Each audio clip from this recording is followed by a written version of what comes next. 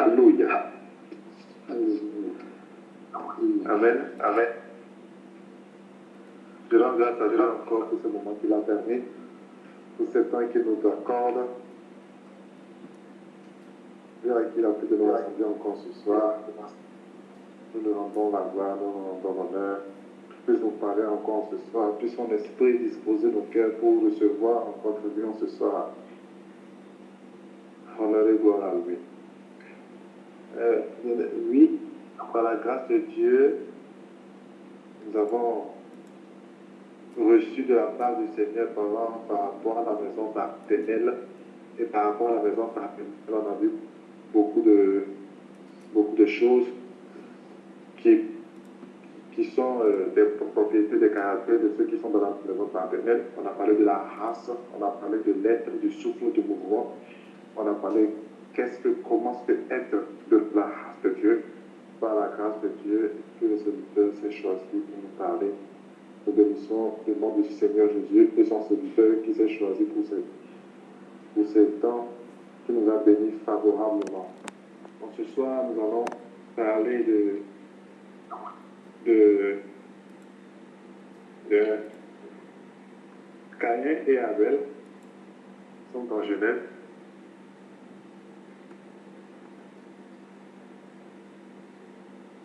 Nous sommes dans Genèse.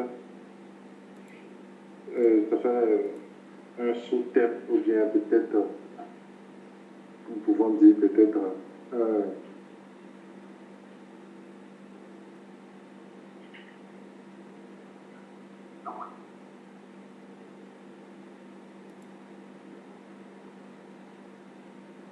sous-thème, ou bien un titre encore, oui, par rapport à la maison paternelle, dans ce que nous sommes en train de voir. Nous allons voir Genèse 4. Si un bien-aimé est arrivé à Genèse 4, qu'il lise du verset 1 jusqu'au verset 8. Lisons la parole au nom du Seigneur dans Genèse chapitre 4, du verset 1 au verset 8.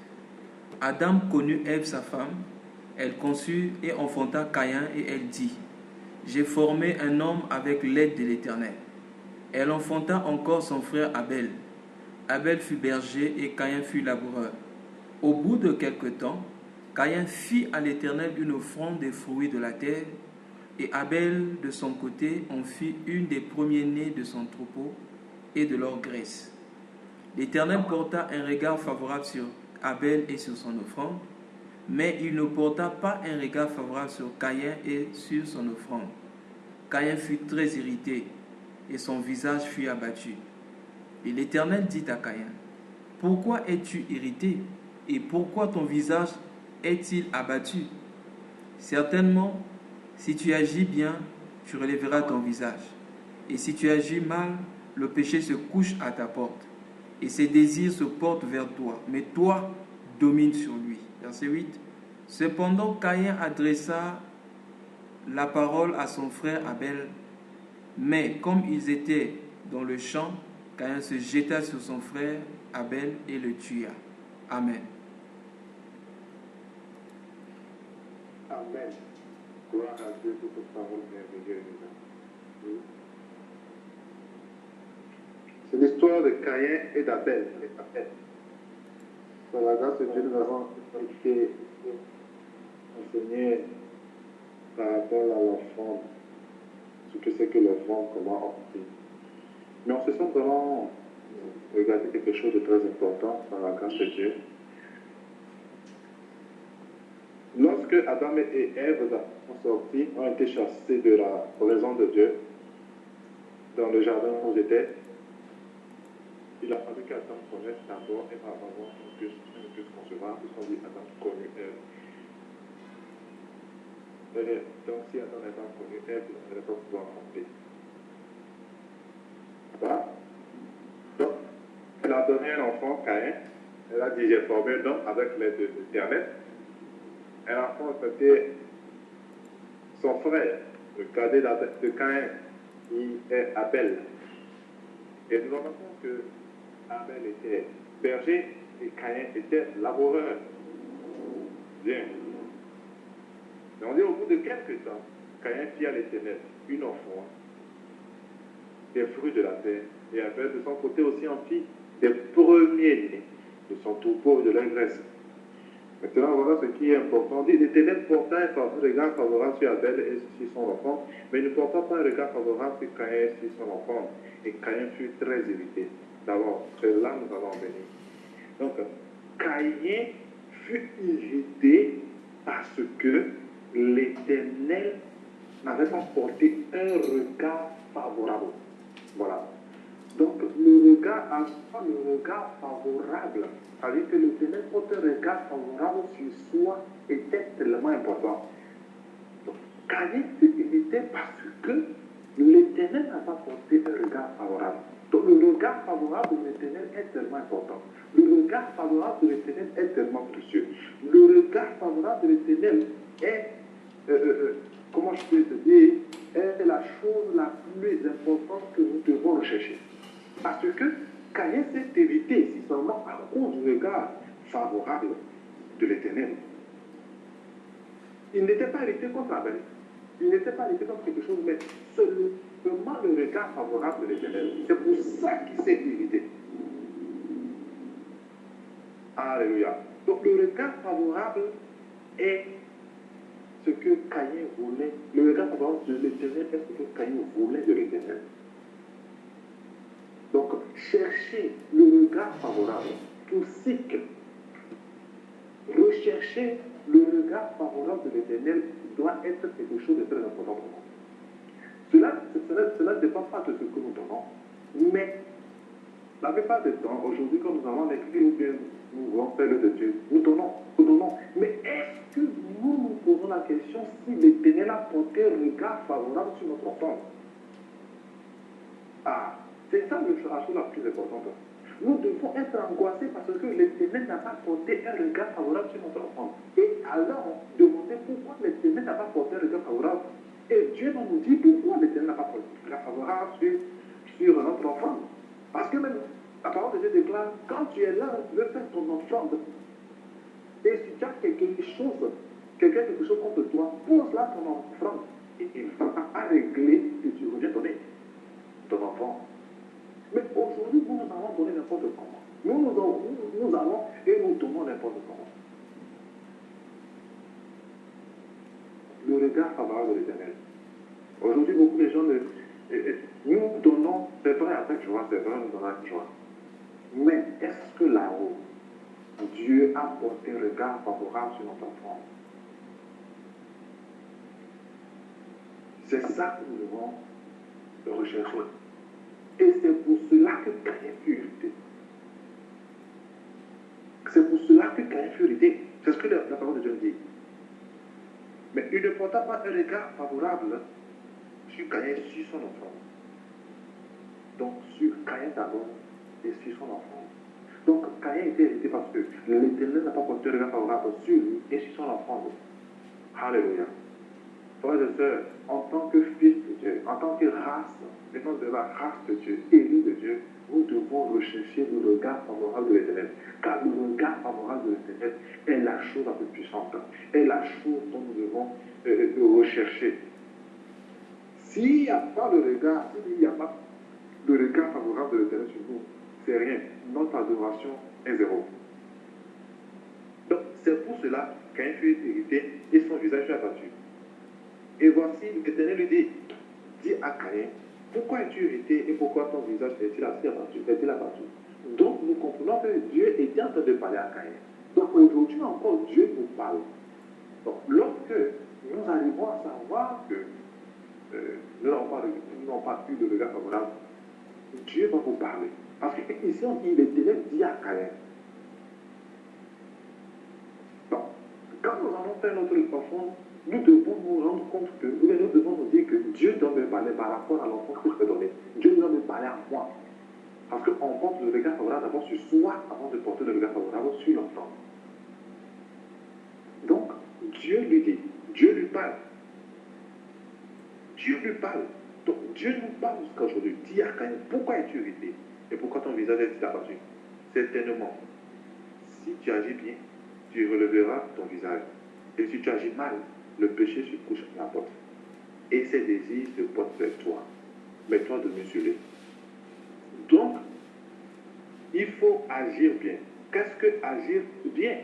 Parce que Dieu est en train de dire à Caïn, il faut que tu agisses bien. Ah, comment agir bien? Parce que c'est en agissant bien que tu peux relever ton visage. Et quand tu relèves ton visage, donc que l'Éternel aura le regard favorable à toi et sur ton enfant. Mais si tu agis en mal, le péché se trouve à ta poche et ses désirs. Donc le péché et ses désirs. Donc ce qui dit que le péché est comme un combo dans lequel il y a les désirs. Donc quand le péché vient, c'est comme une explosion, enfin boum, et tous les désirs que le péché a, c'est-à-dire attaque la vie de cette personne-là. Donc nous devons faire attention au péché parce que le péché amène beaucoup de choses. Le péché ouvre la porte à beaucoup de choses. On dit ici le péché et ses désirs. Donc c'est dans le péché qu'il y a les désirs. C'est dans le péché qu'il y a les désirs. Et ces désirs-là se portent à Moses. Ces désirs-là qui nous détruisent. Donc, le péché est quelque chose que nous devons faire attention au péché. Parce que dans le péché, il y a beaucoup de choses. Et dès que le péché entre, nous laissons la porte à beaucoup de choses. Lorsque nous péchons, quand une personne, nous voyons une personne doit faire quelque chose, dès que nous le faisons d'une façon, l'amertume, la colère, la rancune, en même temps, est en nous. Donc nous voyons de fois le péché, ce petit acte de péché seulement renseigne tous ces désirs-là. Donc nous devons faire attention à cela. Ça ouvre des portes de destruction. Cependant, Caïn adressa la parole à son frère, point virgule. Mais, donc, cependant, c'est-à-dire pendant que l'Éternel lui a parlé. Donc, l'Éternel ne pas chaque jour, mais pendant que l'Éternel lui a parlé, cependant, il n'a pas fait ce qu'il devait faire, parce que l'Éternel a dit, il faut agir bien. Il faut agir bien. Mais, cependant, on a bien écrit cependant, pendant ce temps, qu'est-ce que Caïn a fait? Au lieu d'agir bien, qu'est-ce que Caïn a fait? Il a adressé la parole à son frère Abel. Quelles sont les paroles? Parce que dès qu'il a adressé la parole à son frère Abel, on a mis un point virgule. Mais, donc quand on met un mais, ce qui veut dire qu'il y a une contradiction entre la parole que Caïn a adressée à Abel et l'idée, c'est-à-dire l'intention qu'il avait proprement dans son cœur pour pouvoir de faire quelque chose d'autre. Voilà. Donc, il a laissé la porte. Le péché est venu dans lui et le péché a mené tous ces désirs-là, a été comme une bombe là. Et tous ces désirs-là sont entrés en lui. Tous ces désirs-là ont conquis son cœur. La parole de Dieu nous dit de protéger notre cœur plus que toute autre chose. Et ces désirs ont atteint ses cœurs. Et ces désirs sont montés plus que toute chose dans son cœur. Et parce qu'il a nourri cela, parce que cela va enfanter quelque chose. Et quand ça enfante quelque chose, ça donne quelque chose d'autre. Donc, il adresse une parole à Abel et on dit amen. Il y a maintenant quelque chose qui se passe. Il y a une contradiction par rapport à ce que Caïn a dit à Abel. Donc, mais, comme ils étaient dans les champs, Caïn se jeta sur son frère Abel le tua. Donc tout ça là a été enfanté déjà dans le cœur de Caïn. Donc le péché et ses désirs ont été, le péché qui est entré en Caïn et ses désirs qui ont explosé, ont attaqué son cœur là, a fait de telle sorte qu'il a nourri cela. Et quand il a nourri cela, cela a mûri. Et cela a mûri maintenant. Il peut mettre, cela passe maintenant à l'action. C'est-à-dire, maintenant il peut bien s'exprimer. Pendant que le Dieu l'a parlé, parce qu'on dit cependant, pendant ce temps-là, où d'agir bien, voilà ce qu'il a fait. Voilà. Quelles sortes de paroles adressons-nous nos frères? Parce que lorsque nous adressons une parole à notre frère, cela est quelque chose dans lui. Donc, qu'est-ce que nous voulons créer dans la vie de notre frère lorsqu'on lui adresse une parole? Parce qu'il a adressé une parole pour que Abel puisse venir le suivre. Il a adressé une parole à Abel. Mais, voilà. Voilà ce qui s'est passé. Donc nous devons savoir que lorsque nous s'adressons, nous disons quelque chose à notre frère, à notre soeur, cela crée quelque chose dans le cœur de cette personne, cela crée quelque chose dans la vie de cette personne. Donc nous devons faire attention à quelle sorte de paroles nous faisons sortir de notre bouche en tant que fils de Dieu, en tant que race de Dieu. Nous ne devons pas nourrir des sentiments, des émotions qui sont contraires à des enfants, des fils de Dieu. Alléluia. Mais la chose la plus importante à laquelle nous voulons nous attacher ici, c'est le regard favorable de Dieu. Amen. Pourquoi Caïn recherchait-il le regard favorable de l'Éternel? Au point où il s'irrite, cela doit attirer notre attention. Parce que la parole de Dieu nous dit dans Genèse 1:1, au commencement Dieu. Ah, c'est certainement Adam avait dit à Caïn que sans Dieu ne pouvait rien. Donc certainement Caïn sait que ce n'est que par le regard favorable de l'Éternel que les choses peuvent se faire. Ce n'est que par le regard favorable de l'Éternel sur soi que beaucoup de choses peuvent se passer dans notre vie. Laissons le côté matériel, le côté le matériel, parce qu'avoir le regard favorable, ce n'est pas seulement plus matériel, mais la chose d'abord la plus importante, c'est le spirituel. Comment faire pour avoir le regard favorable de Dieu? Comment faire pour avoir le regard favorable de Dieu? C'est seulement et seulement disons oui. Oui à la volonté de Dieu. Oui à la volonté de Dieu. Oui, recevoir Christ. Oui, recevoir Dieu. Oui, recevoir la semence de Dieu en nous. Parce que si nous avons, parce que le regard favorable de Dieu, c'est parce que Dieu te reconnaît fils. Dieu te reconnaît comme venant de lui. Dieu reconnaît qu'il a sa semence en toi. Ce n'est qu'un père qui peut reconnaître son fils. Lorsqu'il te reconnaît comme un fils, il peut jeter un regard favorable sur toi. Mais si tu n'es pas un fils, si tu n'es pas de sa race, si tu ne viens pas de lui, il ne peut pas avoir son regard favorable sur toi. Il ne peut pas avoir un regard favorable sur moi. Donc il faut d'abord que je dise oui à l'Éternel. C'est-à-dire recevoir Christ. Oui pour recevoir sa semence. Voilà pourquoi la parole de Dieu dit Jean, ce n'est ni par la volonté de l'homme, ce n'est ni par la volonté de la chair du sang, mais ce n'est que par la volonté de Dieu. Donc Dieu vient en nous, Dieu vient vers nous, mais notre oui est très important. Notre oui. Voilà pourquoi il dit, je me tiens à la porte, je cogne. Tu acceptes, il rentre. Tu n'acceptes pas, il ne rentre pas. Tu acceptes sa semence, tu fais partie de lui. Tu es son fils. Tu n'acceptes pas, c'est fini. Tu n'es pas son fils. Notre oui est le point clé. Notre oui est le point de départ. Est-ce que nous acceptons, quand je parle de oui, c'est-à-dire que oui à la volonté de Dieu, où notre volonté meurt? Dis oui à tout ce que Dieu me dit de faire. Dis oui à tout ce que Dieu me dit de ne pas faire. Dieu me dit de laisser ce qu'il est en train de faire, la relation dans laquelle je suis, le boulot dans lequel je suis, la voie que je suis en train de suivre. Je dois dire oui. Oui. C'est là le point de départ.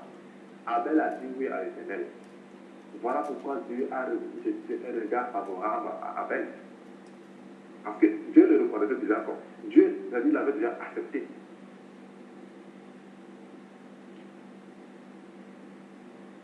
Nous devons répondre toujours oui à la volonté de l'Éternel. C'est dès lors que nous répondons oui, dès lors que nous disons oui à la volonté de l'Éternel, que nous allons commencer par avoir le regard favorable de l'Éternel sur nous. Parce que le regard favorable, c'est-à-dire avoir le regard favorable, c'est que je porte attention à toi en tout ce que tu fais, pour tout ce que tu vas faire. Or, Dieu porte attention seulement et seulement qu'à ses enfants, sur ses fils, ceux qui ont sa semence, ceux qui sont de lui, ceux qui ne sont pas de ce monde, mais ceux qui appartiennent au royaume des cieux. Comment être appartenu au royaume des cieux? C'est connaître Dieu, connaître Christ. Pour connaître Christ, pour connaître Dieu, il faut accepter la semence. Et pour accepter la semence, il faut dire oui à cette semence-là qui vient en nous, pour changer le tout en nous, pour que nous puissions lui appartenir. Et dès que nous l'appartenons, dès que nous pouvons l'appeler papa, ainsi il jette son regard favorable sur nous. Et lorsqu'il jette un regard favorable sur nous, c'est là que nous commençons maintenant cette journée-là, Oui, cette vie chrétienne-là avec lui. Ah, Caïn avait compris que le regard favorable de l'Éternel était important. Mais comment faire pour avoir le regard favorable de l'Éternel? C'est ça qu'il a mis. C'est ça qu'il n'a pas su faire. Voilà pourquoi il était irrité. Voilà pourquoi il était irrité. Bien aimé. Aujourd'hui, il y a des gens qui jalousent leurs frères dans l'église parce que, il y a leurs soeurs dans l'église parce que ils sont prospères, ils sont ceci, ils sont cela. Mais, je dois te demander, va à l'Éternel. Ne t'irrite pas de l'autre parce que peut-être que l'autre a été, il y a un regard favorable de l'Éternel sur l'autre. Mais nous devons nous poser la question, est-ce que je suis dans le royaume? Est-ce que je suis du Fils? Est-ce que je suis un fils de Dieu? Est-ce que je lui appartiens? Mais nous devons prendre nos vérités contre nos frères et nos sœurs.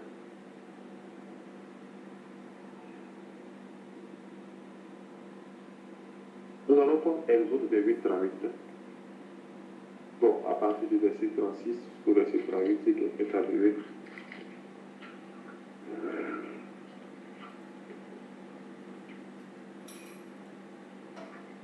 Lisons Exode 28, 38.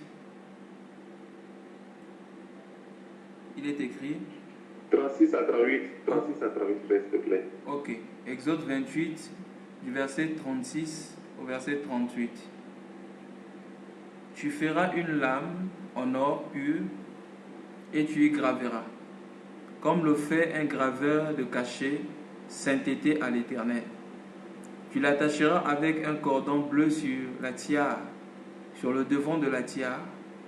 Elle sera sur le front d'Aaron. Ainsi, Aaron sera chargé des fautes commises par les Israélites lorsqu'ils m'apporteront toutes leurs saintes offrandes. Elle sera constamment sur son front devant l'Éternel pour qu'il leur soit favorable. Amen.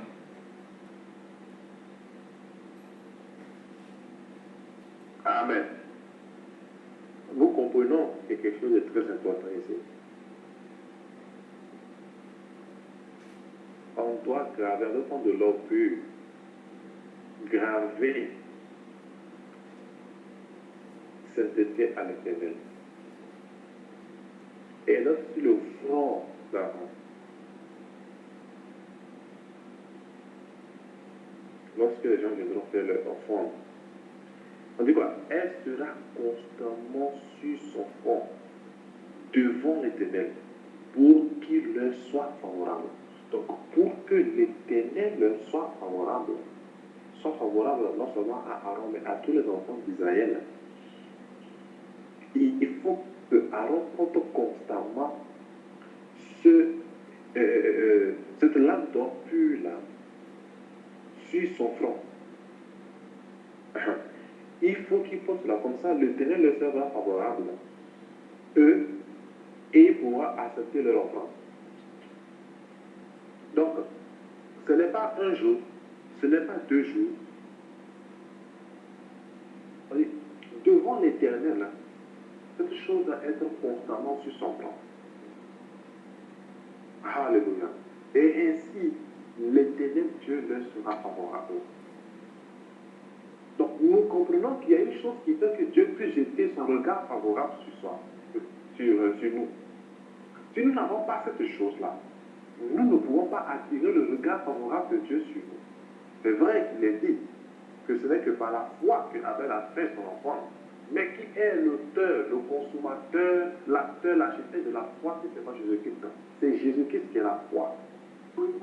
Et c'est quand nous avons Jésus-Christ en nous que nous pouvons nous approcher auprès du Père pour faire nos offrandes. Là, il reportera un regard favorable sur nous.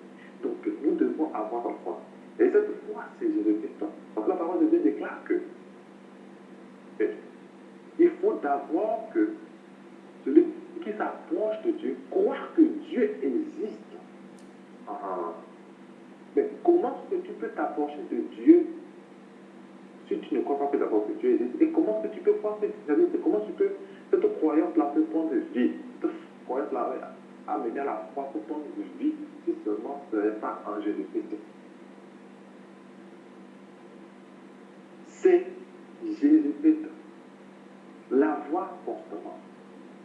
celui-là, le véritable Fils de Dieu, qui est venu nous prendre, nous, pour que nous puissions former, pour que nous puissions être fils en face de Christ, en face de Dieu.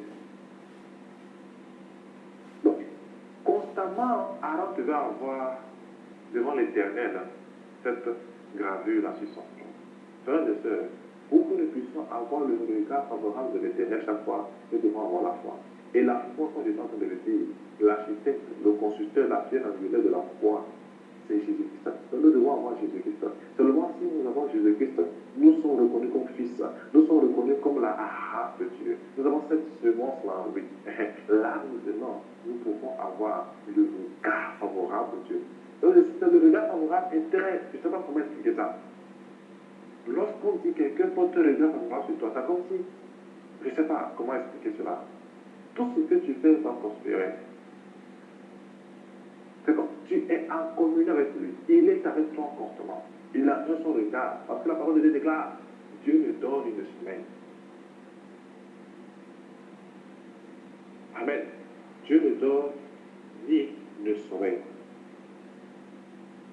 Voilà ce que nous devons faire pour pouvoir avoir le regard favorable de l'éternel. C'est-à-dire, comme j'étais en train de dire, notre oui, accepter Jésus-Christ dans notre vie. Accepter totalement Jésus-Christ dans notre vie. Et accepter Jésus-Christ dans notre vie, c'est accepter, dire oui à la volonté de Dieu et non à ma volonté. Accepter ce que Jésus veut faire dans notre vie. Le laisser prendre le contrôle de toutes choses qui changent notre vie totalement. Là, l'Éternel a commencé par porter un favorable sur nous. Un regard favorable sur nous.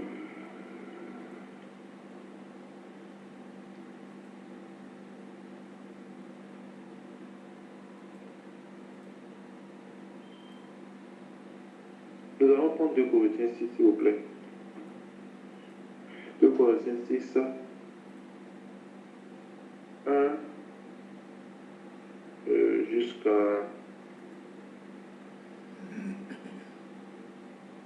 1 à 2.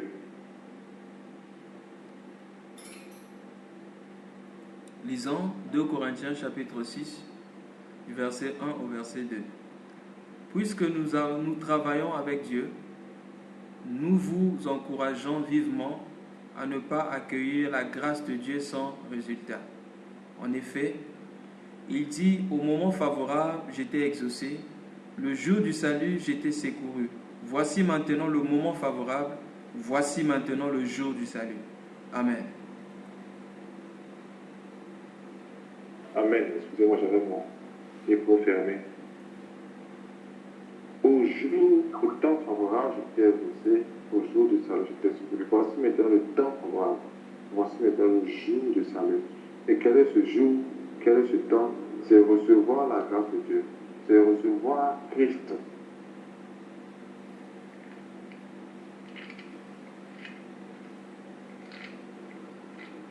Bien-aimé, il convient de recevoir Christ si nous voulons avoir le regard. Nous voulons que l'Éternel porte son regard favorable sur nous.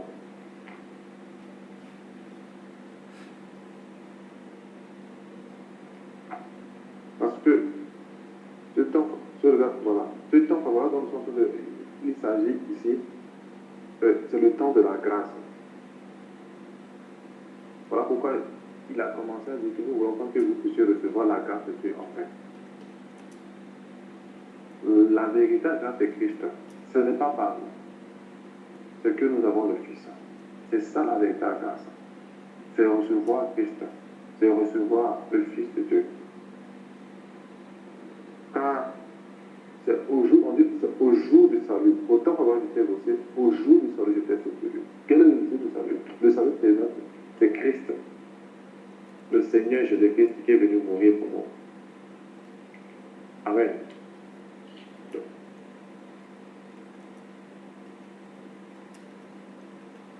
Nous allons prendre s'il vous plaît 2 Samuel 24. 2 Samuel 24, verset 23.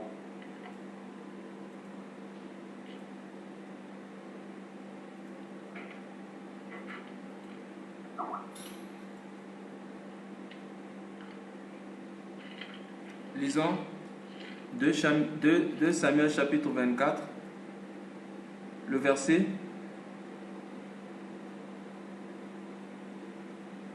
22 à 23. 22 à 23. Ok, merci. Arvana dit à David que mon seigneur le roi prenne l'air et qu'il lui offre les sacrifices qui lui plairaient. Vois, tu peux prendre les bœufs pour l'holocauste et les chars avec l'attelage pour te servir de bois. Je te donne tout, roi. Puis Arvana dit au roi que l'Éternel ton Dieu t'accorde sa faveur. Amen.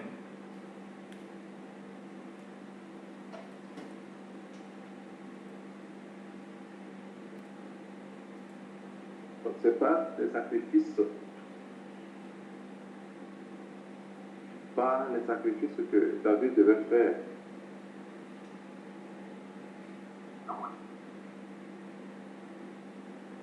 À l'Éternel, parce que David avait commis quelque chose contre l'Éternel Dieu Tout-Puissant. Et pour apaiser la colère de Dieu, pour que Dieu puisse lui être favorable, il a fallu que David puisse faire des sacrifices. Il devait acheter un espace où il devait, c'était sur une colline, où il devait aller faire des sacrifices pour que Dieu puisse, pour que la colère de Dieu puisse être apaisée et pour que Dieu puisse lui être favorable. Comme j'étais en train de dire, il a fallu un homme pour se sacrifier, pour que nous puissions avoir le regard favorable de l'Éternel sur nous. Celui-là qui est allé à la croix, c'est Christ. Voilà pourquoi il a dit, au temps du salut, j'étais exaucé, j'étais secouru. Le temps-là, c'est Jésus-Christ. C'est Jésus-Christ qui a permis que nous puissions avoir le regard favorable de l'Éternel sur nous. Ce sacrifice-là. Donc, il a fallu un sacrifice. Il faut un sacrifice pour pouvoir attirer le regard de l'Éternel sur soi. Voilà pourquoi Abel avait reçu cette grâce-là de recevoir la foi pour pouvoir faire le sacrifice à l'Éternel et pour qu'il puisse attirer le regard favorable de l'Éternel sur soi et sur son enfant. Car ce n'est que lorsque nous avons le regard favorable de l'Éternel que nous pouvons exceller en toutes choses. Exceller surtout dans le monde spirituel. Quand je parle du monde spirituel, ça dit quand je dis exceller, la parole de Dieu nous appelle à aller de gloire en gloire. Ça dit quoi? Connaître Dieu. Connaître Dieu. Connaître avec qui nous marchons. Connaître avec qui nous sommes. Aimer Dieu. Savoir comment il opère. Écouter le battement de Dieu. Écouter le battement de son cœur. Savoir ce qu'il veut. Savoir ce qu'il désire. C'est cela. C'est en cela. Voilà pourquoi Caïn n'a pas reçu le rêve parce qu'il ne connaissait pas Dieu. Il ne savait pas qui est Dieu. Il ne savait pas quelle sorte d'offrande Dieu veut. Il ne savait pas comment offrir. Parce qu'il y a une façon d'offrir. Donc, il y a une façon d'offrir à notre Dieu. Si tu n'as pas cette technique d'offrir à Dieu, vous savez, Dieu ne va pas regarder ton offrande favorable. Abel avait compris ça là. C'était par la foi. Et la foi, c'est Jésus-Christ. Donc, pour attirer le regard favorable de l'Éternel sur soi, c'est par la foi. Par la foi. Et le regard favorable de l'Éternel, veut dire la plénitude de Dieu sur nous, la plénitude de Dieu en nous, la vie de Dieu en nous, la vie de Dieu avec nous, marcher avec lui, être avec lui. Alléluia. Donc,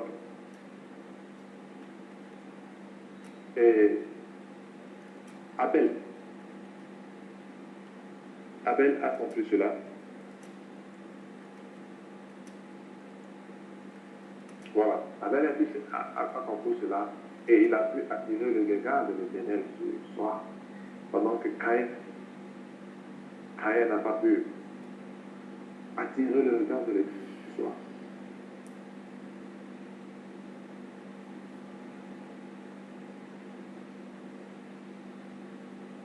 Mais nous devons offrir pour attirer toujours le regard de l'Éternel sur soi. Et nous allons lire que pour pouvoir attirer le regard de l'Éternel sur soi, il faut que nous puissions porter constamment cette personne-là en nous, avec Aaron qui devait aller faire les sacrifices. Pour pouvoir toujours attirer le regard favorable de l'Éternel sur eux en Israël. Et nous avons lu que devant l'Éternel, il devait constamment porter cette lame-là, sur laquelle est gravé sainteté l'Éternel. Alléluia. Donc, l'Éternel ne répond que où il y a la sainteté, où il y a cette personne qui est identique à lui. Parce que lorsqu'il portait cette chose, c'est comme si, on dit l'Éternel sainteté, c'est comme s'il portait, c'est comme s'il avait cette sainteté-là. Donc, Dieu coopère avec ceux qui sont saints. Dieu ne coopère pas avec ceux qui sont sales. Dieu coopère avec ceux qui sont saints, sans tâche. Voilà.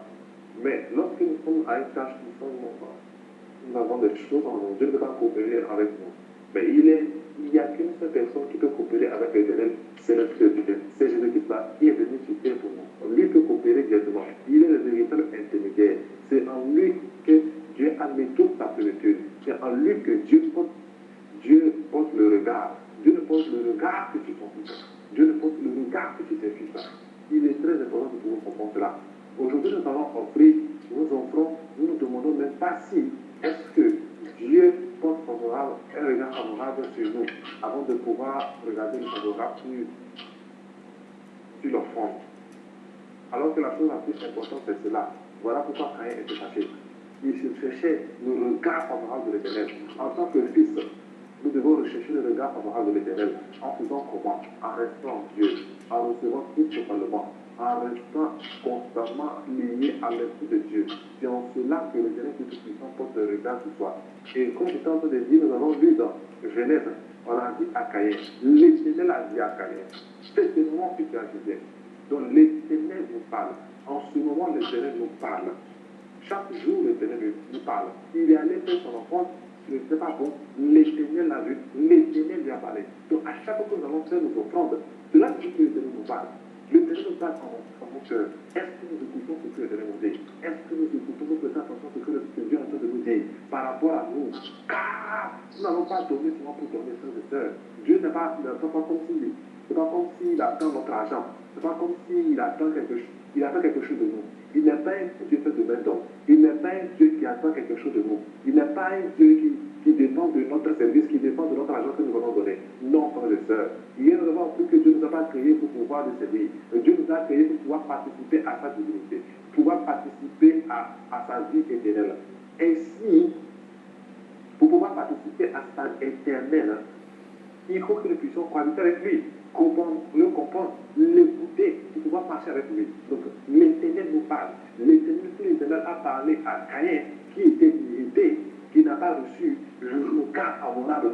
Allez, je peux sans que je me poser encore cette question jusqu'à maintenant. Je me pose la question.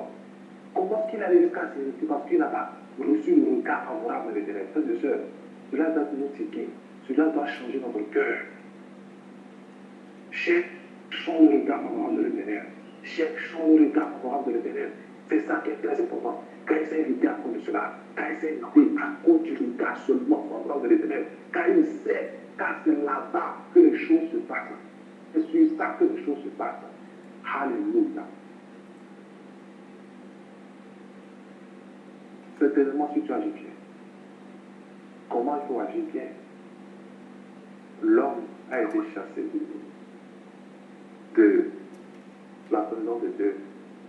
Il y a le bien, il y a le mal qui sont son environnement. Comment agir bien? C'est pas la force que Dieu nous a donnée.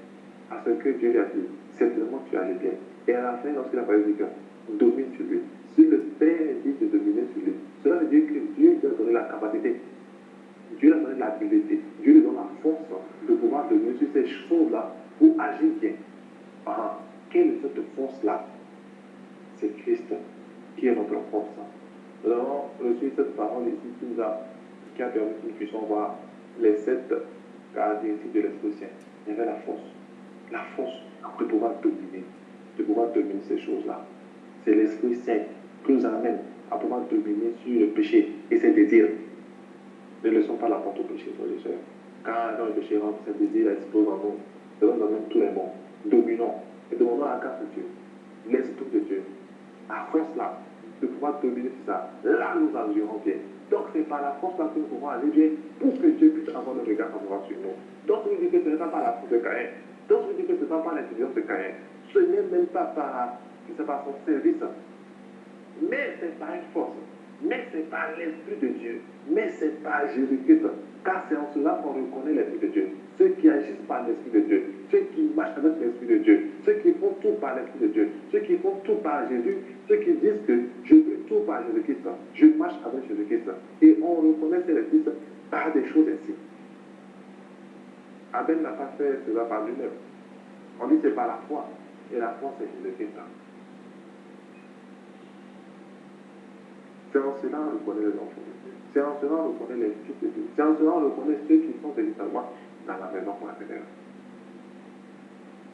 La parole de Dieu déclare, lorsque nous tournons nos regards, s'il vous plaît, si un frère connaît ce passage, je pense que c'est dans Psaume, je crois. Lorsque nous tournons nos regards vers lui, son regard rayonne de joie.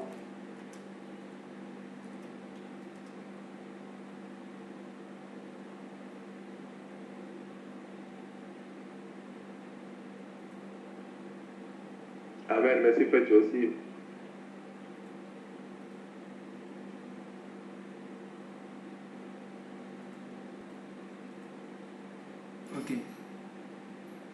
Ok, lisons Psaume chapitre 34, verset 6. Quand on tourne les regards vers lui, on est rayonnant de joie et le visage ne rougit pas de honte. Amen. Amen.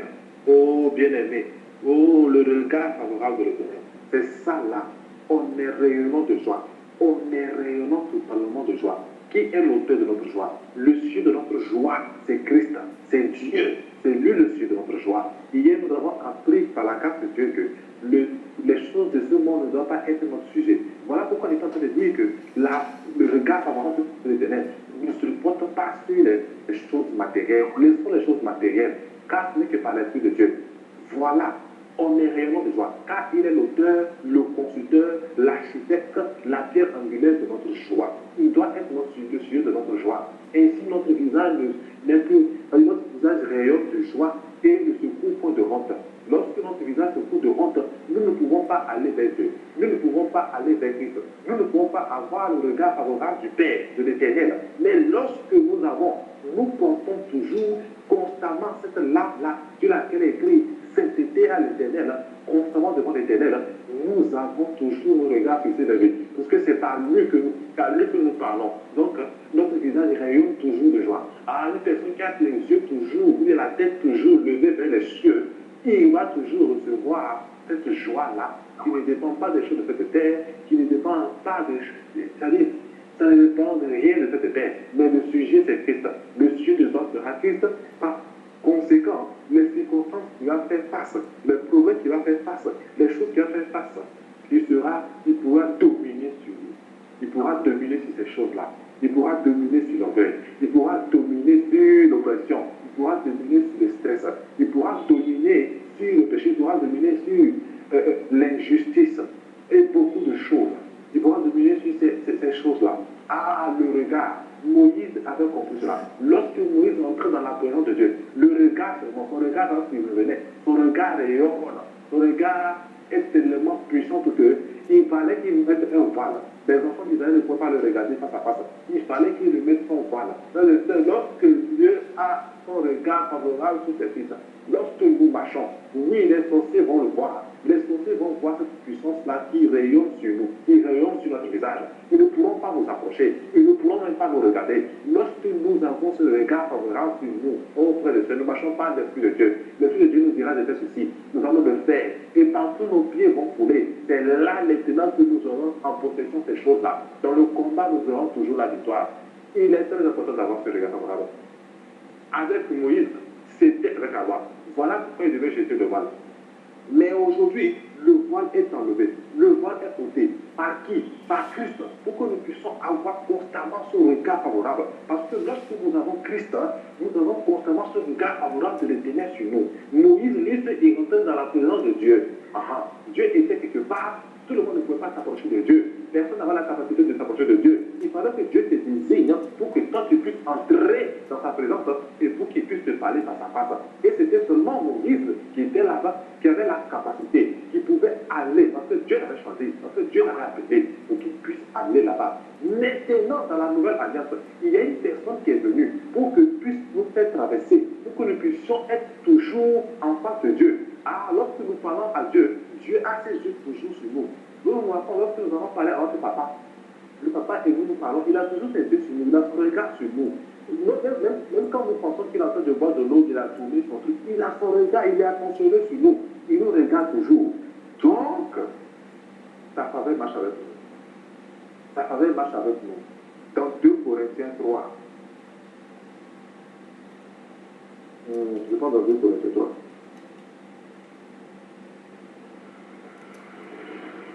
Dans 2 Corinthiens 3,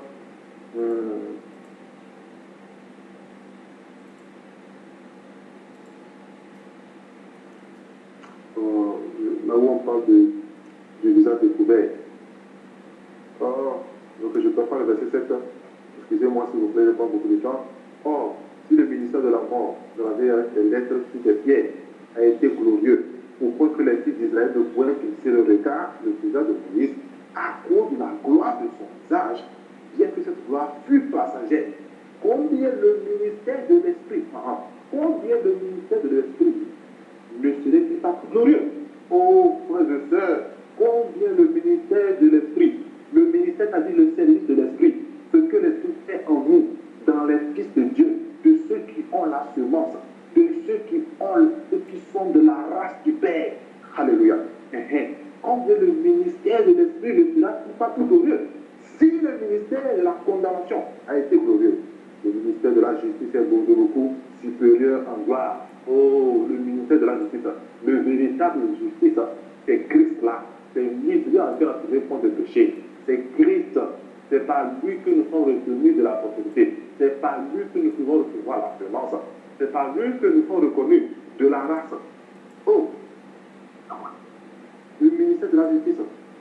Oh, le ministère de la justice. Aujourd'hui, le ministère de la justice a disparu dans l'église.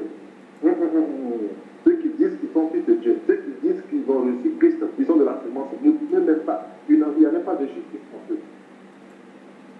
Verset 10. Et, sous ce rapport, ce qui a été glorieux ne l'a pas été. À cause de cette gloire qui lui est supérieure. Une gloire qui lui est supérieure. En effet, ce qui était passager a été glorieux. Ce qui est permanent est bien plus glorieux. Ce qui est permanent. Hier, la parole de Dieu nous a été parlé que c'est de vivre maintenant la vie éternelle. On la vit maintenant sur terre d'abord. On entend de la vie maintenant. On dit que cette chose est glorieuse permanemment. Ce qui est permanent est bien plus glorieux. L'esprit qui est éternel est permanent. C'est bien plus glorieux que toute chose. Le regard par l'éternel, frères et sœurs. C'est bien plus glorieux que toute chose. C'est bien plus glorieux que avoir mon bachelor. C'est bien plus glorieux que d'avoir mon master. C'est bien plus glorieux que d'avoir ma femme et de mes enfants. C'est bien plus glorieux que mes projets marchent. C'est bien plus glorieux que je puisse avoir l'aventure et ainsi de suite. Connaître Christ, connaître Dieu, avoir son regard. Eh oui, frère et sœur, c'est bien plus glorieux. L'esprit. Ayant donc cette expérience, nous disons une grande vérité. Et nous ne faisons pas comme Moïse, qui mettait un voile sur son visage, pour que les fils d'Israël ne fixassent pas les regards sur la terre de ce qui est passager. Mais ils sont devenus durs et entendement. Car jusqu'à ce jour, le même voile demeure quand ils font la lecture de l'Ancien Testament. Oh, ils ne se lèvent pas parce que c'est en Christ qu'ils disparaissent. C'est en Christ que la loi disparaît. C'est en Christ que toute chose disparaît. C'est en Christ que notre péché disparaît. C'est en Christ que notre saleté disparaît. C'est en Christ. C'est en Christ, frères et sœurs. Oh, on dit jusqu'à aujourd'hui. Donc, quand nous pratiquons la loi, frères et sœurs, c'est comme un voile que nous jetons sur les choses glorieuses. Nous voulons que ces choses puissent shine, puissent briller, excusez-moi. Nous pas de pratiquer les choses par rapport à la loi, mais c'est par l'Esprit de Dieu. Car aujourd'hui, les fils de Dieu sont conduits par l'Esprit de Dieu. C'est ça, frères et sœurs. Jusqu'à ce jour, quand on lit Moïse, on voit les cœurs. Mais lorsque le cœur se convertit au Seigneur, le voile est plus. Voilà pourquoi j'étais en train de dire, pour pouvoir recevoir le regard favorable de l'Éternel, il faut se convertir. Comment? En disant oui à l'Éternel, oui à Dieu, oui à sa volonté, oui à la mort, oui, dis oui au Seigneur Jésus-Christ constamment en toutes choses. Voilà. Les cœurs se convertissent. Oh, le Seigneur, c'est l'Esprit. Et là où il y a l'Esprit du Seigneur, là est la liberté. Nous tous qui, déjà découvert, contemplant comme dans un miroir la gloire du Seigneur, nous sommes transformés en la même image. Alléluia. Car nous sommes appelés à voir cette image-là. De gloire en gloire. Comme par le Seigneur, l'Esprit. C'est par l'Esprit que nous sommes. Recevons Christ. Si nous sommes des véritables, si nous voulons de sa race, acceptons du nom de Seigneur, totalement. Frère et sœur, Caïn avait compris que le regard favorable de l'Éternel était la chose importante. Le regard favorable de l'Éternel, Dieu, oui, et qui son enfant. Je peux donner 1 million aujourd'hui pour le péché.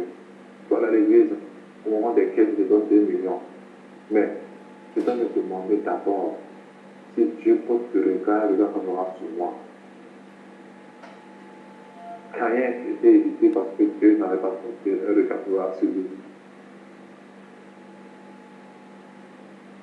Cherchons le regard favorable de Dieu. Grâce à cela, on reconnaît les fils. Que Dieu nous bénisse tous. Amen.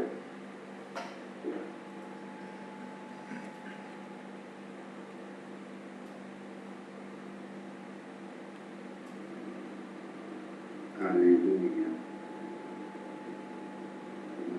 Gloire à notre Père.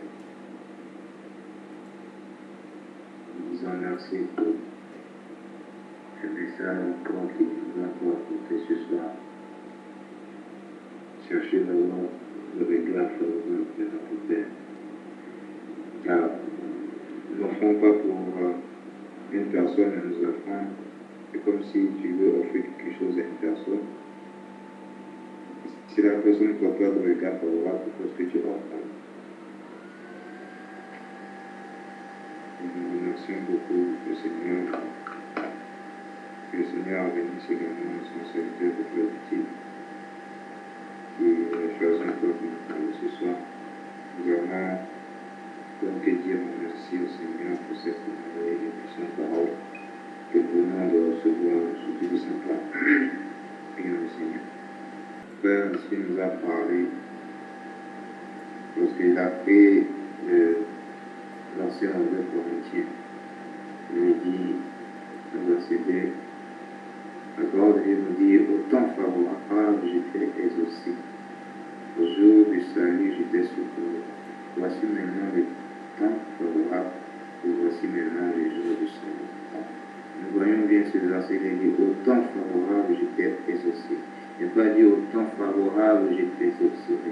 Ce qui veut dire que le temps bien avant, même lorsque nous pensons que voici le temps favorable, le Seigneur, lui, il avait déjà exaucé depuis. Lorsque nous pensons que voici maintenant le jour du salut, le Seigneur, Dieu nous a secourus bien avant même ce temps. Pour montrer encore que nos pensées ne sont pas les pensées de Dieu, notre temps n'est pas le temps de Dieu. Nous devons toujours avoir nos yeux fixés vers lui. Ce qui veut dire que Dieu, bien avant, quand même que, je ne sais pas, on peut dire qu'à tel problème nous est arrivé, ou encore telle situation est arrivée, Dieu avait déjà relâché la solution bien avant. Donc nous devons toujours avoir nos yeux fixés vers lui. Nous avons encore élevé nos voix vers le Père. Lui dire merci encore pour ce message encore. Lui qui nous exauce bien avant même que, comme encore, bien avant même que nous puissions même lever notre prière encore. Il avait déjà exaucé, il nous a déjà secourus. Élevons nos voix pour dire merci aussi. pour élever encore une fois nos voix. Nous allons prier avec notre frère Olivier, qui va demander à Dieu que nous puissions toujours avoir le regard vers le Seigneur, que nous puissions toujours chercher le regard favorable de Dieu. Lui qui regarde dans toutes les dimensions, lui qui regarde tout le plan, même lorsque tout ce que nous avons fait, même dans le secret. C'est à lui de nous juger, pas les hommes qui nous regardent juste une partie de mon corps, qui regardent juste ce que nous leur montrons. Alors nous allons prier avec notre frère, que nous puissions toujours chercher le jugement de l'Éternel, toujours chercher ce que l'Éternel dit de notre position par rapport à ce que l'Éternel dit. Prions avec notre frère. Seigneur, je veux bénir ton nom de ta parole ce soir qui nous amène à lever nos regards vers toi et de regarder que toi, Seigneur Jésus-Christ. Je prie que nous ne traînons pas les regards, Seigneur, de crainte, Seigneur, de peur dans ce monde, mais que nous ayons les regards fixés vers toi, comme tu le dis dans ta parole, afin que, Père, toi, avec ta faveur sur nos vies, nous continuons à refléter ta gloire ici dans ce monde, ta lumière ici dans ce monde. Je prie afin que, Père, tu nous fortifies, malgré les circonstances souvent qui arrivent, et humainement, nous sommes affaiblis. Mais ta parole déclare que ton esprit est toujours disposé de nous relever. Il faut que cet esprit-là, cette sémence que tu as mis en nous, permette à ce que nous tenons au Seigneur nos yeux fixés vers le ciel, fixés vers là-haut. Seigneur, tous ceux qui veulent prier, profiter pour prier pour nos frères et sœurs, Seigneur Jésus-Christ, qui traversent des moments difficiles et qui ont un temps soit peu commencé à baisser le regard, que ta force, que ta faveur vienne les aider à relever, Seigneur, leur tête, à ce que leur regard ne quitte plus jamais, Seigneur, ton trône. Que nos regards soient toujours fixés vers ton trône, là où il y a la faveur, là où il y a la force, là où il y a la paix, là où il y a la justice, là où il y a la clémence, là où il y a, oh Seigneur Jésus-Christ, tout ce qu'il faut à ce que, Père, nous te plaisons ici-bas. Je bénis ton nom. Je veux te rendre toute la gloire parce que, Père, tu le fais et tu l'as déjà fait. Dans ton nom puissant et précieux que j'ai prié. Amen.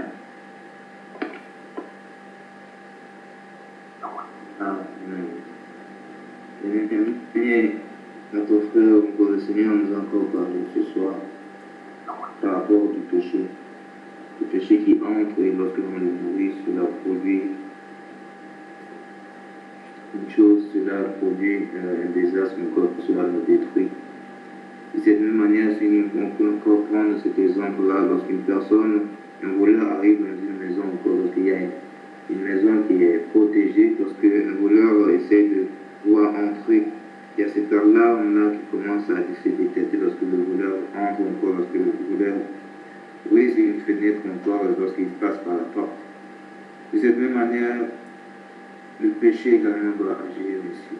Le péché, c'est quelque chose qui est hors encore, c'est une chose qui ne pourra pas être dans notre corps, dans notre esprit encore, c'est une chose que nous devons haïr, c'est une chose qui est autrui. Et c'est dans cette perspective, nous allons prier avec notre frère Gladys, que le Seigneur nous amène à pouvoir détecter lorsque le péché entre, que nous ne puissions pas nourrir ce péché en nous dans nos cœurs, mais plutôt, comme également notre frère l'a dit, nous a donné cette force, que le Seigneur nous aide à pouvoir utiliser cette force-là pour pouvoir nous débarrasser, pouvoir dominer sur le péché. Nous prions pour notre frère.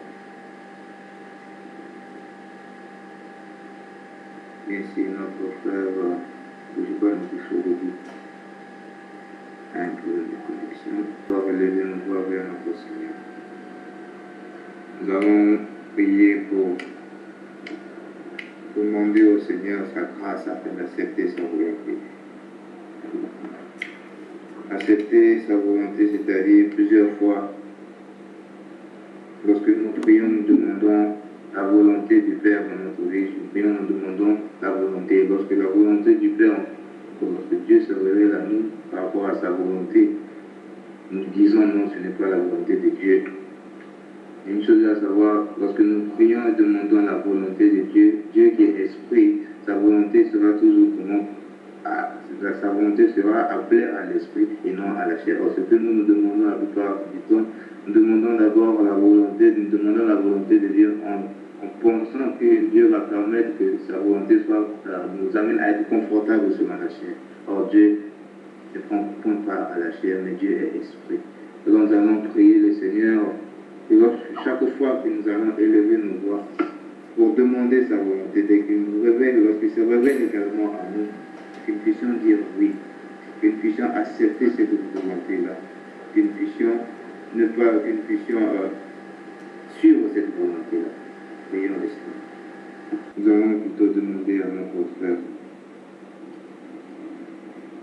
Paul de demander au Seigneur de nous amener à pouvoir tenir ferme dans la foi, nous amener à pouvoir rester constamment dans la foi, comme encore nous l'a enseigné encore ce soir. Sans la foi, il est possible d'être agréable à l'Éternel. Pour être agréable à l'Éternel, il faudrait avoir la foi comme notre frère l'a dit ici. Avoir la foi, ce qui nous permet d'être agréable à notre Père, ce qui permet que Dieu puisse avoir un regard favorable envers nous. Or, une personne ne peut avoir un regard favorable envers nous si nous ne sommes pas agréables. Donc, nous allons prier avec notre frère Paul. Il va demander au Seigneur de nous fortifier dans la foi. Viens avec nous. Père, nous te rendons grâce pour ce soir. Merci pour ta parole. Père, nous sommes incapables, nous sommes insuffisants. Nous sommes, Yahweh Père, incapables, limités. Oh, mais toi, Seigneur, tu es notre espoir. Père, tu suscites la foi et tu la perfectionnes en nous. Seigneur, c'est à ça que nous t'attendons, Seigneur. Oh, Père, s'il te plaît. Là où nous-mêmes, nous avons vu nos vies hier, Yahweh, faillir, Yahweh, dans la foi. Oh, Père, à partir de ce moment, tu fortifies nos foi et tu nous donnes de tenir, Yahweh, ferme. Père, en toutes les saisons. Tu as dit, Seigneur Jésus, que l'arbre qui est planté auprès des courants d'eau, Seigneur, 12 ans, Yahweh, 12 mois, Yahweh, l'année, elle porte le fruit. Elle ne connaît pas de saison sèche. Père éternel, à cause de toi, pas à cause de nous, à cause de ce que tu fais, pas à cause de ce que nous faisons. Père, nous avons, Seigneur, cette assurance que nous pouvons, Seigneur, par toi, oh, garder cette constance, Seigneur Jésus. Père, s'il te plaît, remplis-nous de la foi. Oh, Père, manifeste la véritable foi en nous. Père, suscite-la et produis cette foi, Seigneur, avec perfection, Seigneur, au-dedans de nous. Père, afin que ce monde trouve un peuple, une race qui ne lui ressemble pas. Père, une race qui vient du Dieu vivant. Père, une race à laquelle la vie, les choses de ce monde et toute autre chose n'est que vain. Mais toi seul est le précieux. Père, ouvre l'œil de notre cœur, afin que nous puissions voir par la foi. Afin que nous sachions comment marcher par la foi et non par la vue. Père, afin que nous puissions fixer nos regards sur les choses invisibles. Oh Père, pendant que le monde court après les visibles. Père, nous demandons ces choses, ne connaissant ni comment Yahweh les acquérir, ni comment faire, mais sachant que tu nous aimes et que tu nous les donnes. Merci pour ton amour, merci pour ta grâce. Merci de t'aider nous à écouter, Père, car nous n'avons que toi et nous regardons à toi. Merci Seigneur, au nom de Jésus-Christ. Amen. Amen.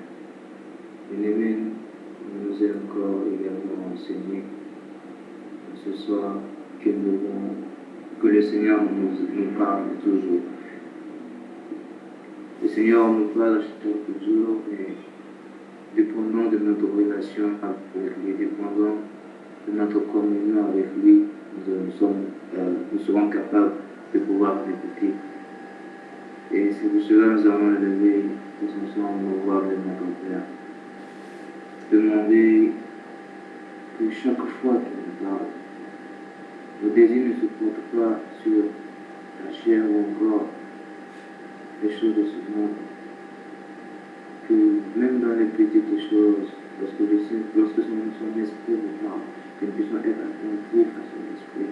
Tu nous donnes cet esprit également de discernement, afin de pouvoir discerner, savoir de la voie de la chair, et suivre, prendre cette décision pour pouvoir choisir de pouvoir l'écouter.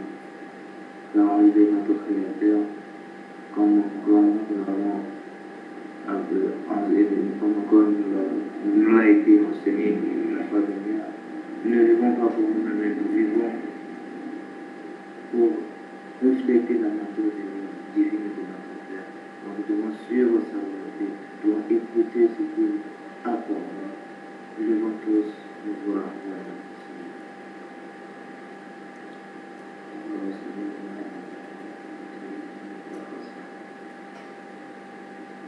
Seigneur, nous ne vivons pas par nous, Seigneur. Nous ne vivons pas pour de notre sujet de prière. Lui qui nous protège, lui qui nous secourt, lui qui est notre ami fidèle et qui nous sert de combattre le monde en gloire de nous. Seigneur, pas contre le sujet de prière, mais nous passer de lui des jours, c'est un frère ou encore une sœur qui a un passé à partager, encore des ajouts à donner, surtout n'hésitez pas.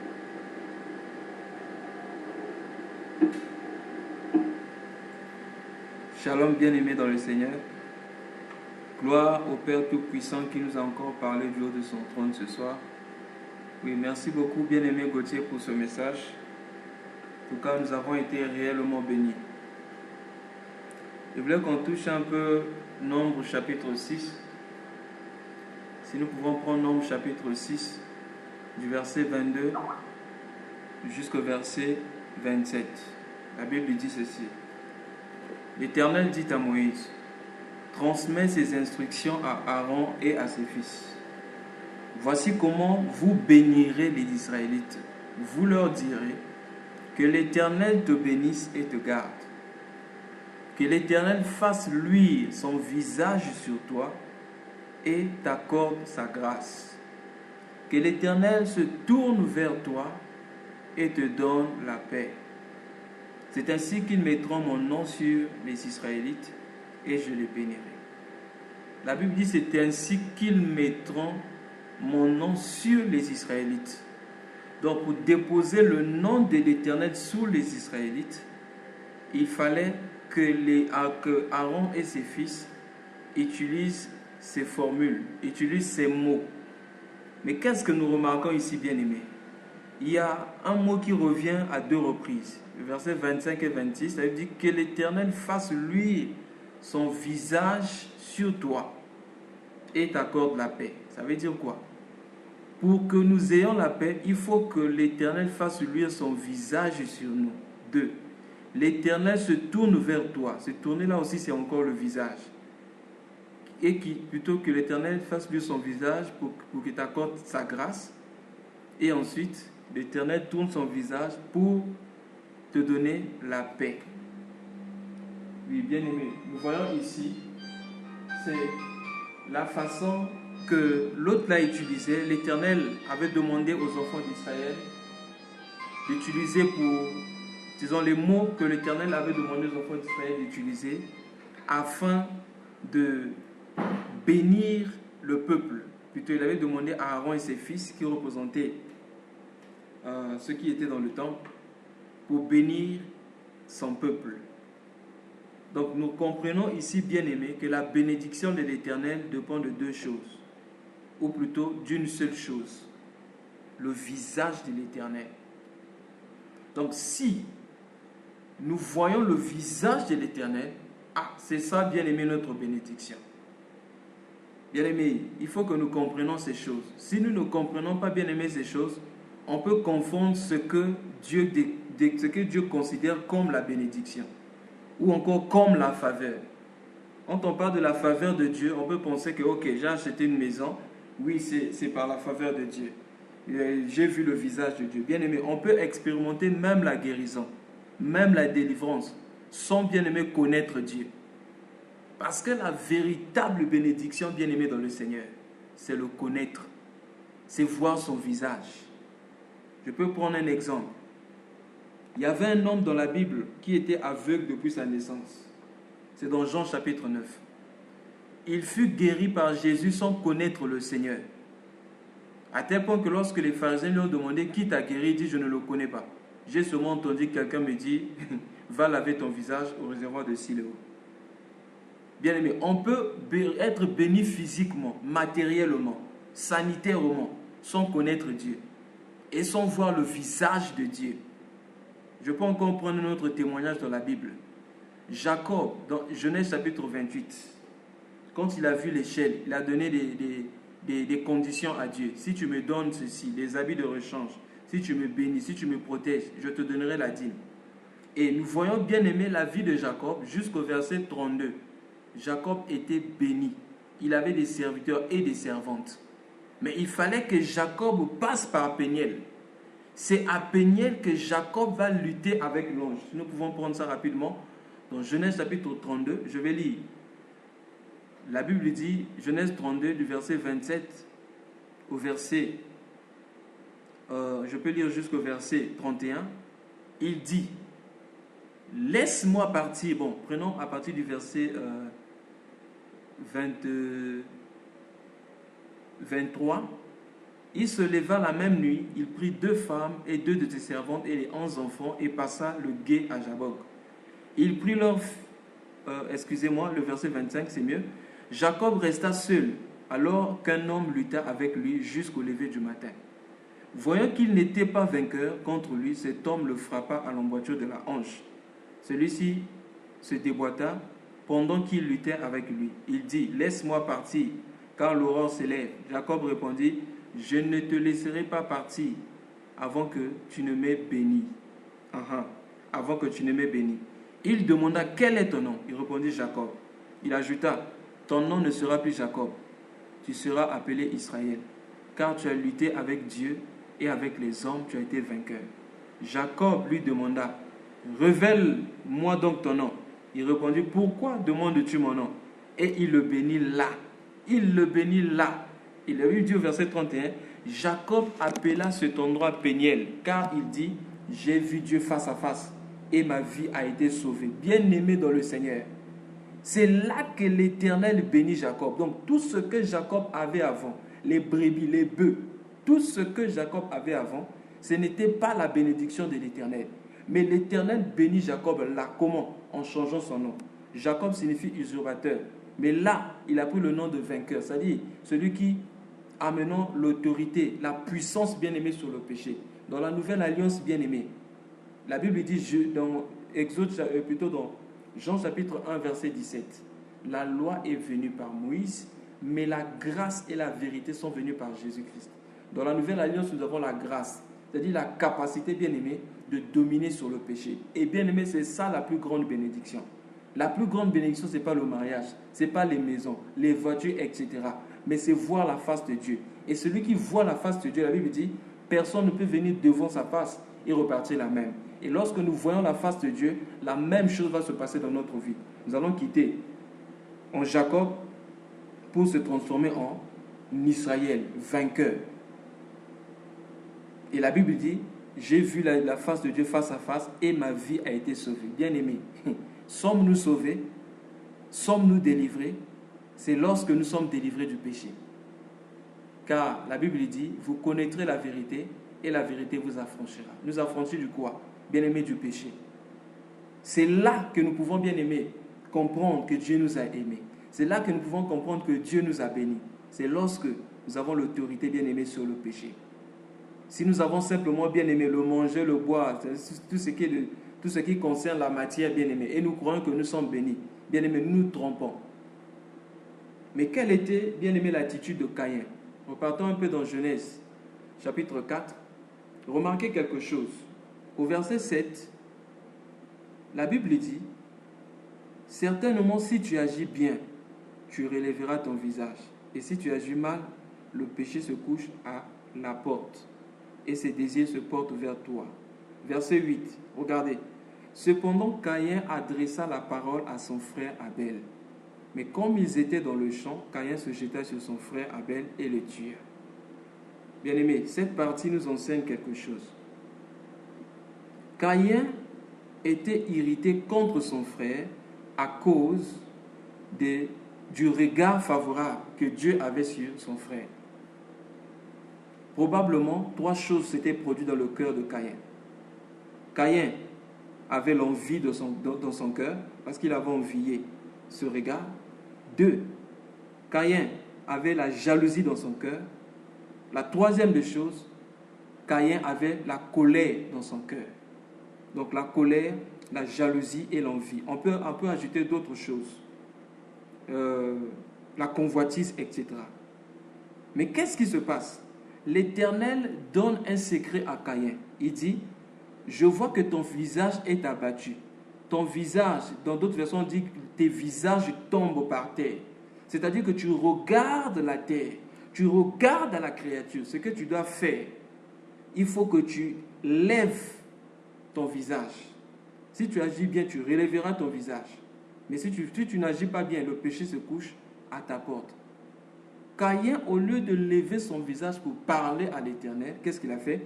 Il a parlé à son frère. Bien-aimé dans le Seigneur, nous devons faire très attention. Lorsque nous sommes en colère, la Bible dit dans Éphésiens chapitre 4, le verset 26, si vous vous mettez en colère, que le soleil ne se couche pas sur votre porte. Ça veut dire quoi? Lorsque nous sommes en colère, nous ne devons pas parler, parce que lorsque nous parlons sous la pression de la colère, bien-aimé, nous n'allons pas sortir des mots de sagesse. Nous n'allons pas bien aimer par bien parler. Nous n'allons pas bien aimer parler selon les voies de Dieu, selon la volonté de Dieu, selon l'inspiration du Saint-Esprit. Nous allons parler comme des insensés. Voilà pourquoi, lorsque nous sommes sous la colère, nous devons fermer notre bouche par rapport aux hommes, mais nous devons lever nos yeux pour parler à Dieu. La deuxième des choses, si nous sentons l'envie fortement dans notre cœur, nous ne devons pas agir, nous devons tourner nos visages vers le ciel et parler à Dieu. Si nous sentons la jalousie dans notre cœur, nous ne devons pas parler aux hommes, mais nous devons lever nos yeux pour parler à Dieu. C'est très important. De peur que nous puissions transmettre, bien-aimé, la mort. Je dirais encore, bien-aimé, pour ceux qui sont prédicateurs, si nous sentons que notre cœur est troublé en nous, ça ne sert pas de venir parler aux gens. Quand notre cœur est troublé au-dedans de nous, il est mieux de fermer sa bouche, de peur de transmettre la mort.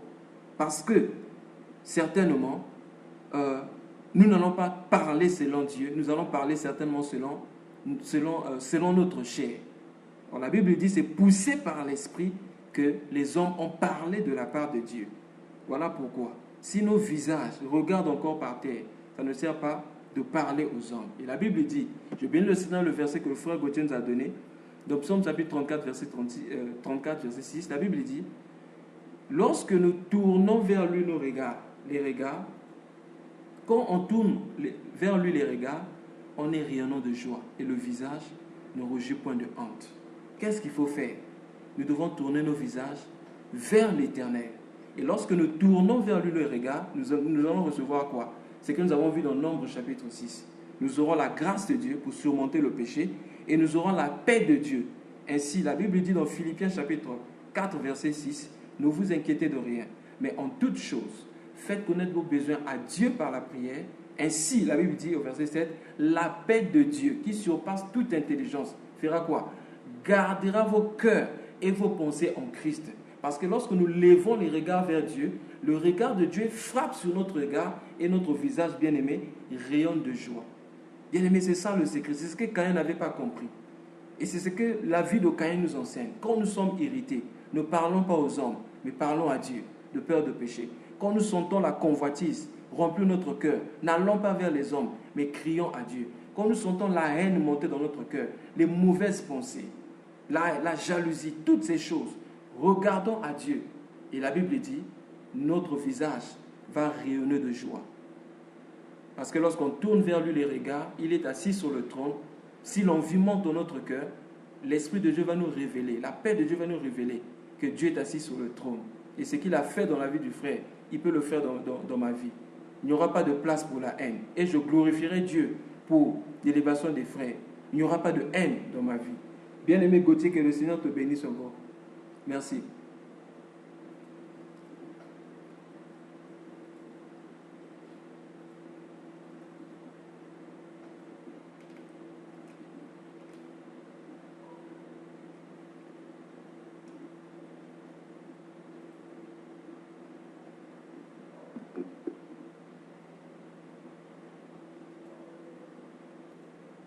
Ce qui lui est demandé de faire, c'est ce qui suit en bas.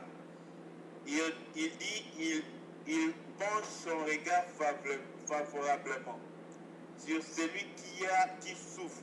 Dans d'autres versions, on dit qui a le cœur brisé.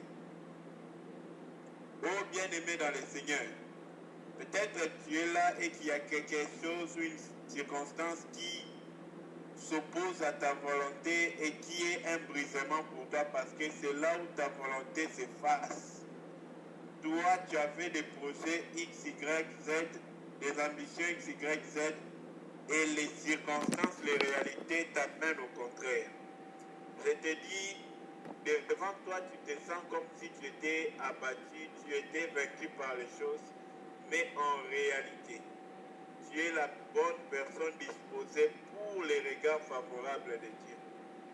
Mais ce n'est pas parce que tu traverses ces moments difficiles que le moment favorable de Dieu va venir.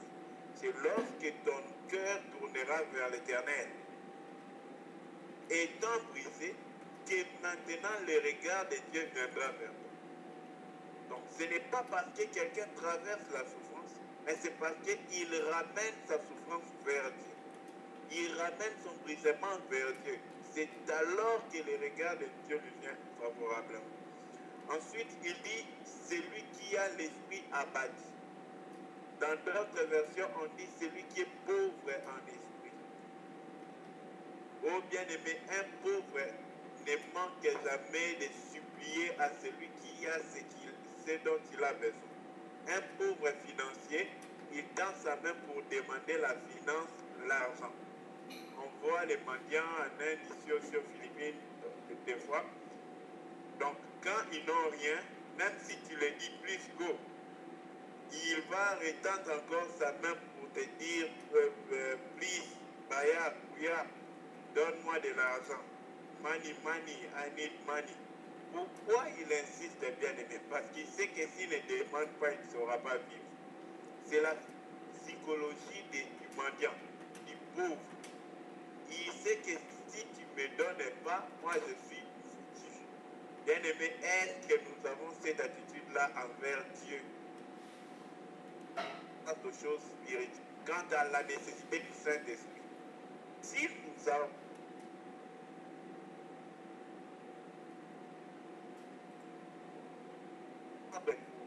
rien. La journée va commencer, tu dis au Seigneur, Seigneur, je suis zéro.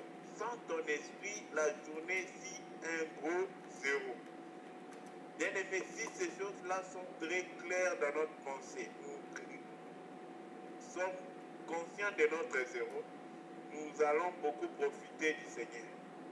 Nous allons beaucoup recevoir de lui parce que le Seigneur, il vient là où il y a zéro, pas là où il y a quelque chose. Voilà pourquoi il faut être pauvre pour s'enrichir. Dieu n'enrichit pas les riches. Il enrichit les pauvres en esprit. Quand tu es pauvre, c'est là qu'il donne. Voilà pourquoi, bien aimé, il a dit ce jour-là aux pharisiens. Le médecin n'a pas besoin de personnes en bonne santé. En effet, si tout le monde est en bonne santé, le médecin va chômer. Mais il cherche ceux qui sont malades. Bien aimé, le Seigneur cherche les pauvres en esprit. Ceux qui voient qu'ils ne suffisent pas. Ceux qui, après avoir même triomphé d'un péché, ils disent en ce moment-là même, Seigneur, même maintenant où je ne suis pas encore tenté encore, après cette victoire sur ces péchés, Seigneur, maintenant là, je ne peux rien sans toi. Je ne saurais même pas surmonter un autre péché sans toi. Bien aimé, la constance, garder constamment, continuellement cette pauvreté-là. Parce que le mal, c'est quoi? Lorsqu'on fait un pas en avant, on se sent qu'on commence à vaincre les péchés. Mais bien aimé, Le problème, ce n'est pas tu as vaincu le péché. Le problème, ce n'est pas j'ai vaincu le péché. Le problème, ce n'est pas ce que j'ai fait. Mais le problème, c'est la source qui a vaincu le péché. Quand elle cesse de pomper la victoire du péché, la victoire disparaît. Voilà pourquoi nous devons rester le cœur incliné pour attendre, bien aimé, cette source-là. Lui dire même maintenant où nous prêchons maintenant, Père, sans toi, tout sera zéro. Maintenant même, Seigneur, où nous sommes en train de partager, sans toi, il n'y aura rien. Bien aimé, si nous restons pauvres en esprit, nous serons les lieux où la puissance de Dieu se manifeste, le domaine où sa gloire est continuellement manifeste sans arrêt. Ensuite, il dit celui qui tremble à sa parole ou qui craint sa parole. Bien aimé, même la promesse du Saint-Esprit est liée à une seule chose. Jésus n'a pas d'abord dit aux apôtres demandez le Saint-Esprit. Il leur a dit, vous, ce que je vous demande, gardez ma parole. Si vous gardez ma parole, c'est alors moi, je demanderai au Père qui vous donnera l'Esprit. Donc, pour obtenir l'Esprit du Père, c'est ça les regards favorables de Dieu. Il te donne la puissance de Dieu, il t'accorde la force de Dieu, la vie de Dieu, les trésors, toutes les promesses, les bénédictions de Dieu pour les hommes. Quand? Lorsque nous tremblons devant sa parole.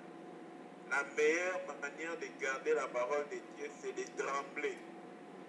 C'est-à-dire, tu es tellement épris par la grandeur du fait qu'obéir ou désobéir, tu vois la gravité que est de désobéir à Dieu.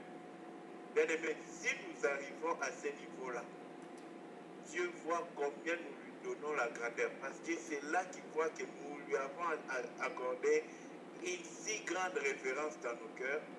Bien aimé, il va laisser couler son regard favorablement à nous. Et son regard-là apporte la vie, le tout de Dieu à l'homme. C'est son regard, bien aimé. C'est son regard quand il a regardé vers le tombeau comme ça, de Lazare. C'est rien que le regard. Parce que le regard de Jésus fait couler ses larmes. Et ses larmes, bien aimé, appellent même les morts à la vie. Voilà pourquoi, bien aimé, laissons-nous, bien aimés, trembler devant la parole de Dieu. Et lorsque nous sommes coupables devant la parole de Dieu, ramenons-nous devant Dieu, inclinons-nous devant lui, afin que nous puissions lui faire voir que même si nous avions failli, Seigneur, ta parole est vraie, pardonne-nous. Répondons-nous avec un cœur très touché, un cœur disposé, un cœur brisé par le même péché que nous avons fait. Merci beaucoup, pardonnez-moi d'être long. Merci frère Gauthier encore une fois. Merci frère Théo. Gloire au Seigneur.